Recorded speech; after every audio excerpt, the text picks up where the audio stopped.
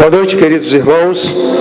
Que a graça de Cristo esteja nos seus corações, nos nossos corações. O texto diz assim, palavra de Paulo na carta aos Efésios: por causa disto me ponho de joelhos perante o Pai de nosso Senhor Jesus Cristo, do qual toda a família nos céus e na terra toma o nome. Essa família no céu e na terra são os anjos, que Paulo está orando, ele diz que ele está pedindo a quem os anjos valorizam, né? Então toda a família nos céus e na terra toma o nome, para que segundo as riquezas da sua glória vos conceda que sejais corroborados com poder pelo seu Espírito no homem interior, para que Cristo habite pela fé nos vossos corações, a fim de, estando arraigados e fundados em amor, poderdes perfeitamente compreender com todos os santos qual seja a largura e o comprimento e a altura e a profundidade, e conhecer o amor de Cristo, que excede todo o entendimento, para que sejais cheios de toda a plenitude de Deus. O centro dessa passagem para mim é a menção de que Paulo ora para a estabilidade dos crentes. O que ele fala de o crente deve ser arraigados e alicerçados. A versão diz arraigados e fundados. A ideia é que a árvore se fixa nas raízes, o edifício se fixa no alicerce. E ele ora para que o crente seja assim. É interessante, né, irmão? Paulo ora para que a gente seja como uma árvore, fixa no solo com raízes. E para que sejamos como um edifício fixo por um alicerce robusto. E a ideia aqui é de estabilidade. A árvore é estável, porque tem raízes sólidas, e o edifício é sólido, porque tem raízes, ele é estável, e que o crente precisa ser assim. Como a estabilidade do crente é uma coisa nem sempre real, como a gente vê essa insegurança muito repetida, é importante pensar que um sonho do apóstolo Paulo era que os crentes fossem como uma árvore bem enraizada, ou um prédio bem pregado, em relação à sua comunidade cristã. Então, o nosso tema é a estabilidade do crente na igreja. Porque um crente pode ser estável como marido, ele pode ter estabilidade profissional, ele pode ter uma estabilidade física, boa saúde, mas aqui Paulo fala de estabilidade em relação à sua comunidade, à igreja. Pois bem, vamos prosseguir. A verdade central: é desejável que o crente permaneça estável na igreja onde ele foi chamado para servir a Jesus. Hoje nós não vamos entregar o certificado de batismo do irmão Moacir, vamos entregá-lo depois. Mas lá no certificado de batismo diz assim: se você se mudar para outra localidade, procure uma igreja da mesma fé e ordem e se filie. Então, Deus coloca o crente em algum lugar, em alguma comunidade para ele servir.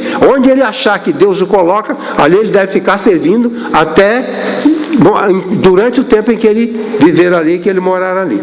O crente não pode, o crente que queira ser estável, não pode ficar alheio à comunidade.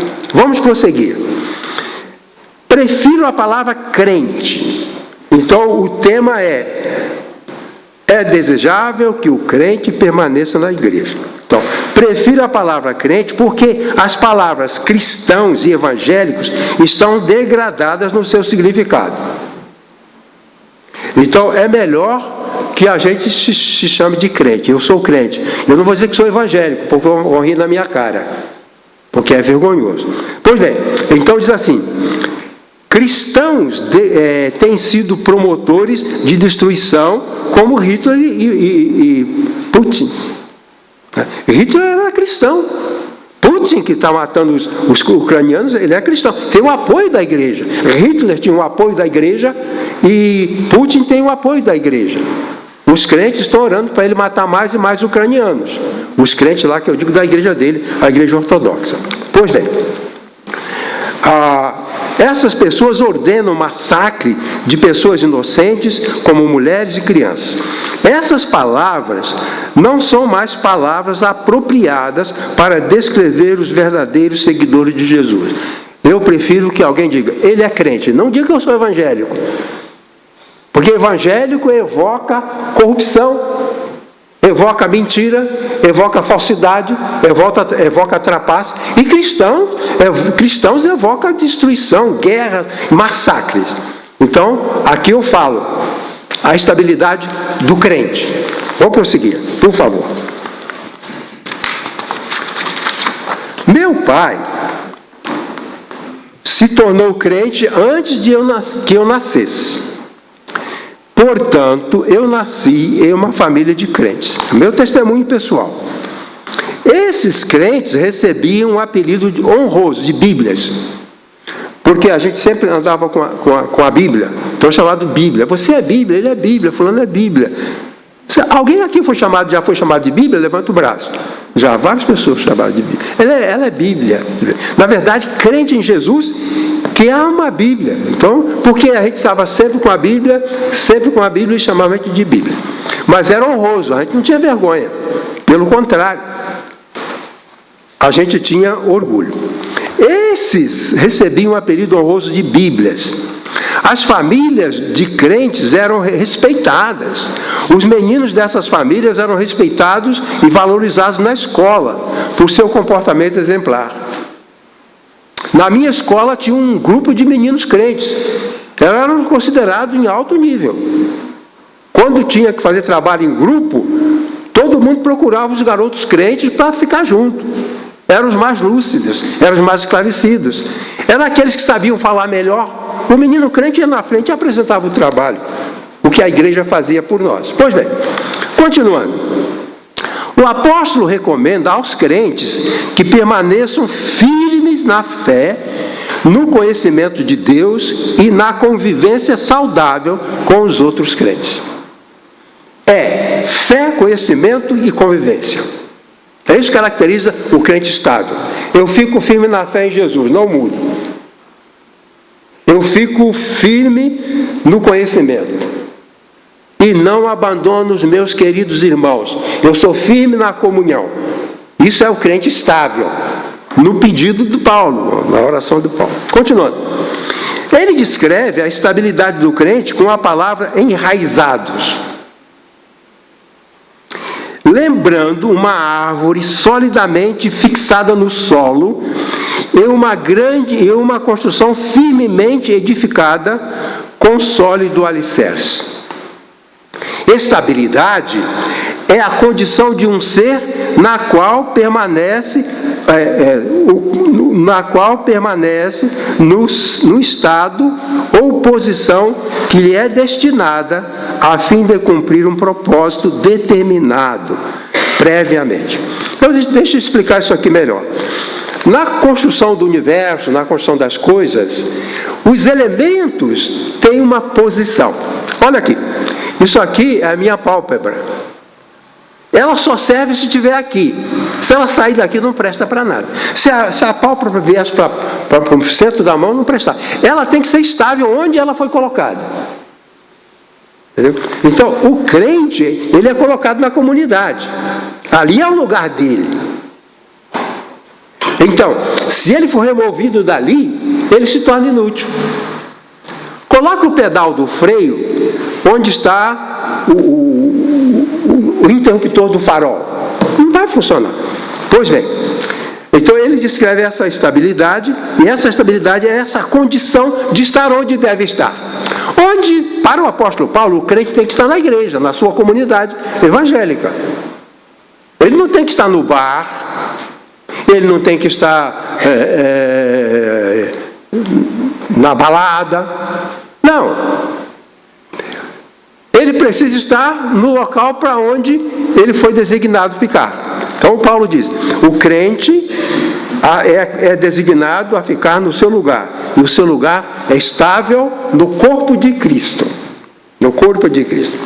Então vamos ver o que significa isso que eu estou falando, tá bom? Vamos lá. Primeiro, a estabilidade do crente depende de cuidado divino, fruto de oração. Veja só, o crente não é estável porque ele é o tal, ele é o cara. Ele é estável porque Deus o mantém ali, Deus o sustenta ali. Por isso Paulo ora, se depender dos crentes, eles não têm estabilidade nenhuma. Mas se eu orar e Deus atender, eles vão ficar estáveis. Eu acho que nós perdemos muitas pessoas que vão embora e perdem a estabilidade, porque também a gente não ora pela estabilidade dos crentes. Você algum dia esteve numa reunião de oração, onde o líder falou, irmãos, vamos pedir a Deus para que todos fiquemos firmes. Você não fez essa oração. Nem eu fiz, ninguém fez. Mas Paulo fez. Para ele, isso era fundamental. Então ele ora a Deus para que os crentes sejam enraizados. Para que os crentes sejam alicerçados. Porque o crente foi feito crente para isso. Ele foi feito crente para isso. O texto diz, por causa disto me ponho de joelhos perante o Pai de nosso Senhor Jesus Cristo, para que, segundo as riquezas da sua glória, vos conceda que estejais corroborados com poder pelo seu Espírito no homem interior. Então, a estabilidade do crente depende de um poder que Deus dá, a sua capacidade. Eu fui batizado aos 17 anos e pela graça de Deus eu estou até hoje na igreja. Mas isso é uma bondade de Deus. O hino diz, só por mim não posso andar. Né? Diz o hino. Meu Jesus me guia os passos e já veio em mim morar. Neste mundo perigoso, só por mim não posso andar. Então cada um de nós é objeto da oração do apóstolo Paulo. 3 comentários. A oração de Paulo é fervorosa, ele se coloca de joelho. Ele estava tão preocupado com a dissolução do corpo de Cristo, que ele ora fervorosamente de joelho. Imagina o Paulo de joelho orando, Senhor, que eles fiquem juntos, Senhor, que eles fiquem juntos. Eu já falei para os irmãos há alguns dias, que Jesus apareceu depois de ressurreto, depois da ressurreição, ele apareceu várias vezes. E sempre que ele apareceu a um grupo, ele diz, fiquem juntos, fiquem juntos, fiquem juntos, fiquem juntos. Sempre que Jesus apareceu depois de ressuscitado, aquele grupo que aparecia para ele, ele dizia isso. Em qualquer lugar, várias vezes, o Cristo ressuscitado apareceu aos seus seguidores e disse para eles, fiquem juntos, permaneçam juntos. E isso é o pedido do apóstolo Paulo. Ele faz uma oração de joelhos. Segundo lugar, o apóstolo pede a ação do Espírito para a estabilidade do crente. Ele acha que o Espírito Santo, aqui é o Espírito com letra maiúscula, ele acha que a permanência do crente no Evangelho, na vida cristã, é uma ação do Espírito Santo no seu coração. Hoje em dia, a ideia do Espírito Santo está muito deturpada também. Uma moça diz assim, eu recebi o Espírito Santo, aí eu arranjei um namorado. A função do Espírito Santo não é ajudar a arranjar namorado. Eu recebi o Espírito Santo, agora eu tenho 2 carros novos. Paulo diz assim, Jesus não mandou o Espírito Santo para me dar carro, nem casa na praia, nem para eu ser feliz, para eu ser eufórico, eu ser curado da depressão. Jesus mandou o Espírito Santo para nos guiar na verdade. E a verdade implica em estarmos juntos na casa do Senhor. Agora, as pessoas deturpam. Os irmãos se lembram, há algum tempo eu falei sobre as heresias. A heresia é uma opinião particular que não tem nada a ver com a opinião verdadeira da palavra de Deus. Deus opinou, está aqui, as opiniões dele. Eu não gosto das opiniões de Deus, eu crio a minha, isso é heresia, porque não bate com a opinião de Deus. Pois bem, então o apóstolo pede para que o Espírito Santo dê essa estabilidade. Se nós estamos na igreja há 30 anos, há 40 anos ou há 10 anos, isso o apóstolo Paulo entendia que só é possível a atuação do Espírito Santo no nosso interior. Porque o mal está no mundo e ele é contrário a Deus. E a terceira discussão é que essa estabilidade do crente deve se refletir na vida interior de uma pessoa. Não é uma coisa formal. Nós, em todas as questões da vida, nós podemos ter sinceridade ou formalidade. Entendeu? Então, o marido, ele pode ser um marido real ou formal. É apenas a forma de um marido. Apenas a forma de um pai. Apenas a forma, a aparência externa de um pastor. Mas não no homem interior. Pois bem, e o apóstolo ora para isso. Ele faz uma oração fervorosa, ele pede a ação do Espírito para a estabilidade do crente, e essa estabilidade, ele diz, ela é a estabilidade que age no interior da pessoa. Muitas pessoas responsabilizam o pastor. Pastor, fulano nunca mais veio à igreja, o pastor não visita. Irmão, não é esse o caso. Porque não sou eu que coloco no coração da pessoa a paixão pelo Evangelho. Isso é o Espírito Santo que coloca.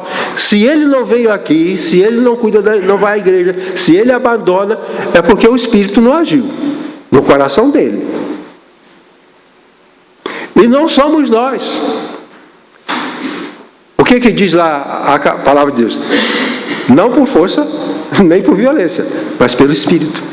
Então, nosso dever é orar para que o Espírito Santo seja acolhido nos corações dos crentes, para a estabilidade, para que eles fiquem estáveis. Prosseguindo, por favor.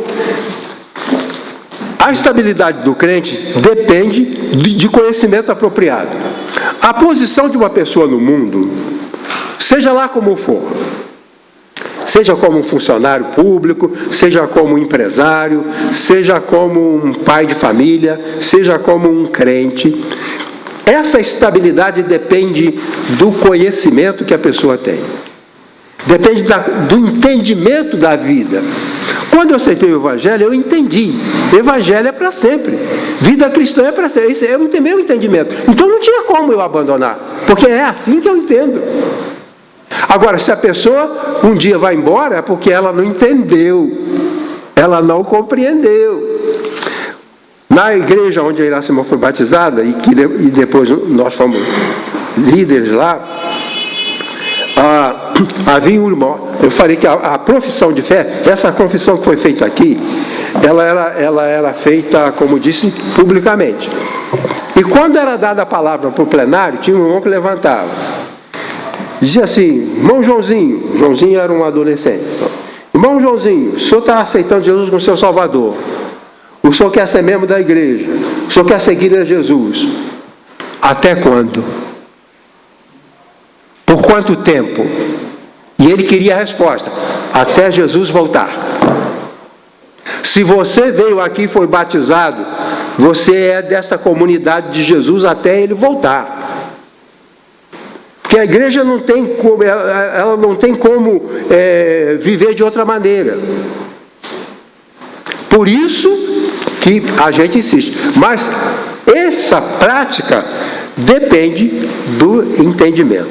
Pois bem, o apóstolo então diz: para poderes perfeitamente compreender com todos os santos qual seja a largura e o comprimento e a altura e a profundidade, e conhecer o amor de Cristo, que excede todo o entendimento, para que sejais para que sejais cheios de toda a plenitude de Deus. O apóstolo Paulo relaciona a estabilidade do crente ao seu entendimento. É isso. Como o casamento, a estabilidade do meu casamento depende do meu entendimento. Se eu tiver um entendimento, é de um jeito. Se eu não tiver esse entendimento, é de outro jeito. A pessoa se comporta mediante o seu entendimento. Pois bem, discutindo. depende de conhecimento intelectual, depende de compreensão. A largura, comprimento, altura e profundidade. Então o problema está no entendimento. Por isso o apóstolo Paulo diz assim: Senhor, por favor, que eles entendam, que eles compreendam. Eu posso pregar 1000 anos aqui e o entendimento não vir. Você pode ouvir, ler a Bíblia e o entendimento não vir. Então, o comprimento, a altura, a largura e a profundidade é o conhecimento claro, pleno, lúcido, e que ele quer isso. Essa é a maneira do apóstolo Paulo declarar que o conhecimento do crente em relação ao Evangelho não pode ser superficial. Não pode ser superficial. No passado, a Igreja Batista era tida como uma igreja escola. É lugar de aprender. Quer aprender alguma coisa? Vai na escola dominical ali naquela igreja que você aprende. Vai lá, você aprende. Na balada você não aprende nada. No bar, tomando cerveja, você não aprende nada. Mas senta lá no banco e fica olhando e fica escutando. Você aprende. Vai lá que você aprende. Então o apóstolo Paulo ora para essa compreensão. Ele precisa compreender. E essa compreensão não pode ser uma coisa superficial. Porque muitas pessoas, cristãos e profissionais, muitas pessoas que têm um conhecimento superficial, elas não têm estabilidade. Muitos falam assim: erro médico. O que é erro médico? Faltou o conhecimento de um detalhe. Por isso ele cometeu erro. Certo? Erro na direção. Faltou um conhecimento fundamental. Errou o caminho. E assim por diante. Aliás, uma das palavras do pecado na língua grega é traduzido como errar o caminho, sair do caminho. Das pessoas que não permanecem na verdade. Continuando, por favor. Depende de conhecimento emocional. Porque o conhecimento tem um aspecto emocional. Eu não sei se o Eliseu tem estudado isso, sobre o aspecto emocional no conhecimento. Quem sabe mais, uma pessoa irritada ou uma pessoa tranquila? Quem compreende melhor, uma pessoa feliz ou uma pessoa infeliz? Qual é o melhor aluno, aquele confiante ou aquele duvidoso? Então há uma relação. E Paulo então relaciona o conhecimento de Deus com o coração, a emoção. Então esse conhecimento, ele diz assim: fundados em amor. Ou seja, o vínculo de amor traz conhecimento. Uma coisa que você vai talvez achar estranho é que nenhum homem isolado, por muito estudioso que seja, ele vai ter uma compreensão clara da Bíblia. Um teólogo, um especialista em Bíblia, ele não é especialista em Bíblia só estudando. Ele precisa conviver. É estudando e convivendo. É interpretando e amando. Se eu apenas interpretar a Bíblia e no meu coração não tiver nada pelos irmãos, eu não entendi nada. Por quê? Paulo fala assim, que esse fundamento é baseado no amor. Você ama aquilo com que você está envolvido, aí você entende. Se você não ama aquilo com que você está envolvido, você não entende. Então, há pessoas que estão em busca desse entendimento. E não conseguem. Aí ele diz, fundados em amor. O apóstolo, o profeta Oséias diz que Deus falou para Israel: quando Israel era menino, eu o amei. Por que Deus entende a gente? Porque Ele nos ama. Então ele diz, quando Israel era menino, eu o amei. E do Egito tirei meu filho. Eu atraí com cordas de amor, com laços de amor. Mas eles não entenderam o que era amor. Pensaram que era exploração. Algumas pessoas não querem seguir o Evangelho porque acham que o crente é explorado. Diz, vocês são explorados. Vocês sabem isso. Por causa de dízimos. Muita gente não sabe que a prática do dízimo é uma prática de disciplina. É uma prática de ajustamento da personalidade. Porque o mundo, a existência é assim. Você dá, recebe. Você dá e recebe. É Essa é a vida. Só dá, não evolui. Só recebe, não evolui. Você recebe celulite? Recebeu. Agora entrega o dízimo, você dá. Um famoso psiquiatra da França, numa palestra, me ensinou isso. Ele fala a vida como intervalo. Há um intervalo, você recebeu. Tá? Agora o intervalo, doa. E assim por diante. Pois bem, esse conhecimento é fundado em amor. Ele diz. Item 2.3. Depende de conhecimento relacional com todos os santos. A estabilidade do cristão depende do vínculo. Se eu me desligar de vocês afetivamente, não sentir mais nada por vocês, eu vou embora. Às vezes sabemos de pessoas que deixaram de vir à igreja porque se aborreceram com alguém, porque rompeu o vínculo do afeto, rompeu o vínculo do amor, da compreensão, e essa pessoa não perdeu a estabilidade. A estabilidade é fundada no amor. É o que o apóstolo diz. Vamos desenvolver o amor uns pelos outros, e aí desenvolveremos as nossas raízes na vida cristã. Vamos desprezar uns aos outros, e aí nossas raízes são corrompidas. Aqui em São Paulo as árvores caem, porque as raízes são comidas por cupim. Daí a pouco a árvore está caindo. Depende de conhecimento relacional com todos os santos. A vida depende de informação e convivência. Anota isso aí. Eu preciso ser informado e preciso conviver. É assim que eu vivo. Informação e convivência, informação e convivência, informação e convivência. A convivência sem informação é perdida. E a informação sem a convivência é perdida. Quando eu fiz o vestibular para medicina, nós todos estávamos preocupados, nós vestibulandos, estávamos todos preocupados com quem seria tirado o primeiro lugar. A nossa turma era de 320 alunos. 320 pessoas passaram para a Faculdade Nacional de Medicina. 320 pessoas. Quem tirou a melhor nota? Eu fiquei em 120º lugar. Então eu fui o classificado 120. Mas nós fomos descobrir quem tirou o primeiro lugar. O mais ilustre, o mais brilhante, que sabia todas as apostilas. Sabe o que aconteceu? Não se tornou um bom médico, porque ele não gostava de pessoas.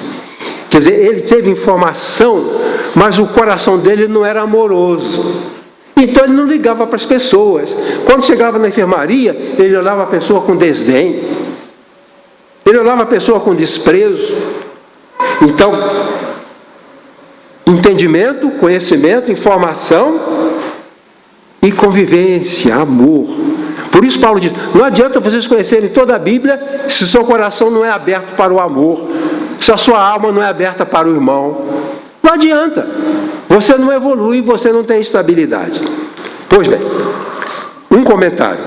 A igreja, como concebida pelos apóstolos, era uma comunidade local de crentes. Isso era a igreja. Por exemplo, Éfeso.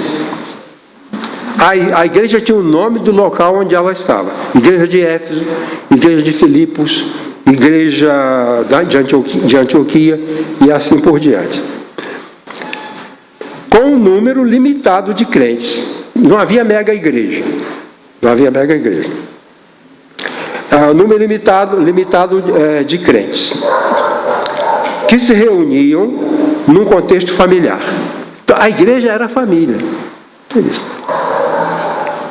Paulo falou a Timóteo, trata os idosos como se eles fossem seus pais. Trata as jovens, as moças, como se fossem suas irmãs. Trata os meninos como se eles fossem seus filhos.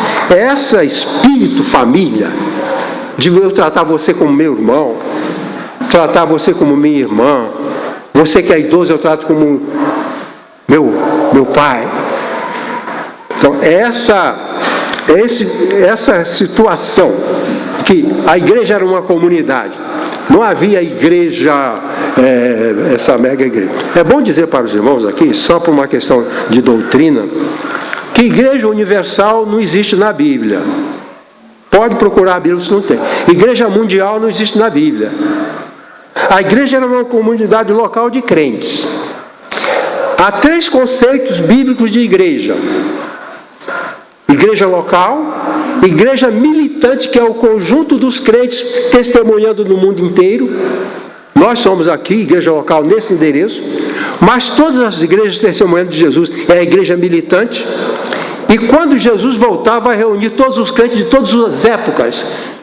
É o casamento da noiva do Cordeiro. Ali meu pai estará lá, Abraão estará lá, Moisés estará lá, seu bisavô estará lá. Essa é a igreja universal, que ainda não está na terra. É a igreja que Jesus vai estabelecer quando ele voltar.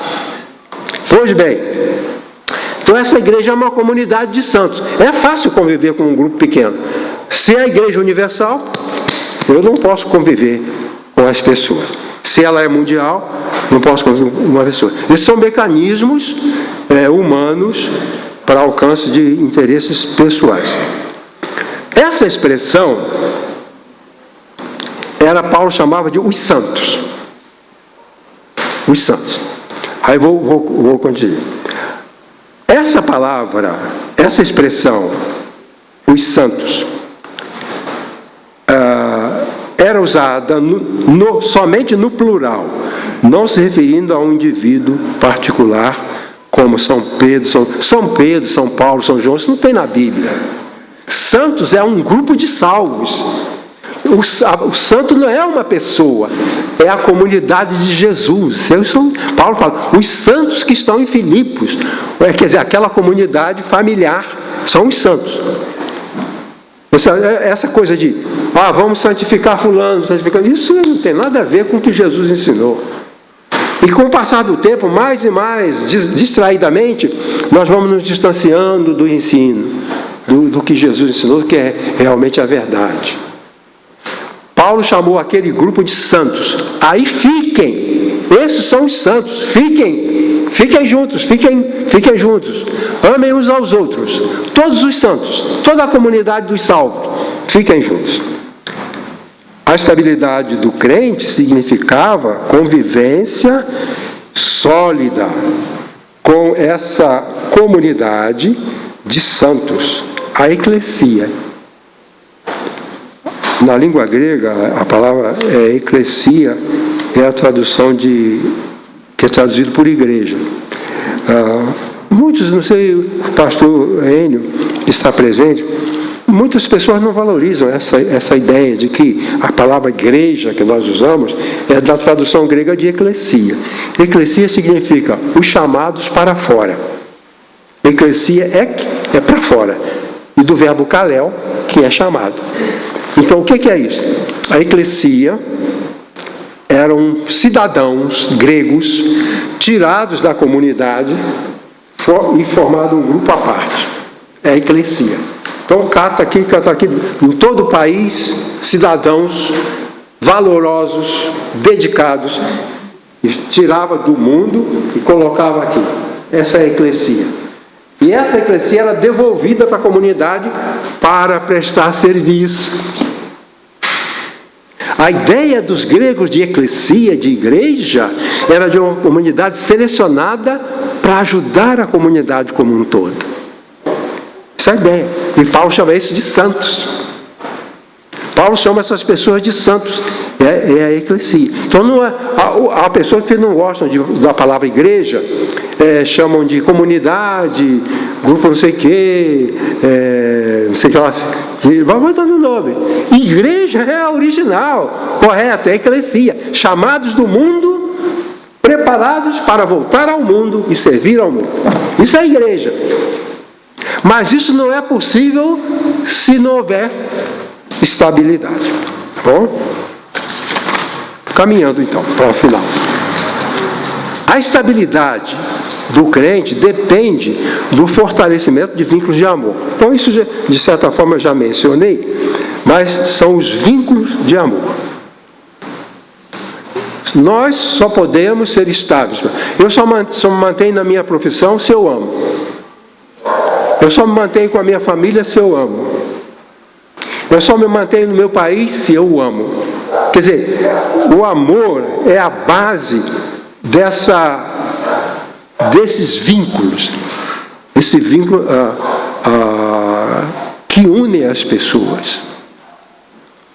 Se uma pessoa abandona a igreja, a minha conclusão é: não há vínculo de amor. Ah, pastor, eu não tenho ido lá não, mas olha, eu gosto muito da Moriá. Ah, pastor, eu estou ouvindo o culto pela televisão, mas eu não vou lá não, pastor, eu não tenho ido não, mas olha, eu amo muito aquela igreja. Não é uma coisa nenhuma, eu sou algum palhaço, eu sou algum bobalhão. Amar sem vínculo, você não está dando a mínima. E Paulo sabia disso. Paulo sabia disso. Então, o nosso dever é manter o vínculo. O marido abandonou, eu já vi disso muito. O homem abandonou a esposa, abandonou o filho. Ele vai me dizer que ama aquela esposa? Ele vai dizer que ama aqueles filhos? Não ama. Pois bem, vamos então terminar. Conclusão. Estabilidade é estar no seu lugar determinado, cumprindo o seu propósito. Então, eu aceitei Jesus e entendo que o meu lugar é servindo a Jesus junto com meus irmãos. Eu que aceitei Jesus. É como uma peça de um carro. Aí se é a lona de freio, o lugar da lona de freio é ali naquela posição. A lona de freio não pode ficar no teto? Não pode, porque o lugar dela é aquele. Se não for ali, ela não serve para nada. É como eu falei, se a minha pálpebra não estiver aqui, não vai poder cumprir sua missão de proteger o globo ocular. Então, aquele que está fora do seu lugar não tem estabilidade, não tem utilidade para aquele fim. Tem utilidade para outras coisas. Pois bem, os membros e órgãos do nosso corpo, como coração, pulmão, fígado, rins, são mantidos em posições determinadas. Se o coração descer para a barriga, você pode pedir o rebecão, porque está morto. O coração tem que ficar aqui. Mesmo aqui, tem que ser bem cuidado. E o rim? O rim desceu para a virilha. Pitose. Quando um órgão cai do seu lugar, chama de pitose. Pitose renal. O rim, cadê seu rim? Está aqui embaixo. Está funcionando? Não. Não está funcionando porque não está no seu lugar, para onde ele foi determinado. Certo? E seu pulmão? O pulmão está aqui embaixo, nas costas. Também não serve. Então, assim é a vida. Todos os seres, todas as criaturas, todos os elementos têm sua função. Têm a sua função e precisam ser estáveis. Sem estabilidade, não há avanço, não há progresso. Não tem sentido, né? O crente é também membro de um corpo, que é a igreja, o corpo de Cristo. A Bíblia diz que os anjos que se rebelaram nos céus abandonaram a sua habitação. É isso. A origem de Satanás e dos demônios é o abandono da habitação. Eles foram criados para ficar ali, junto de Deus, e não quiseram.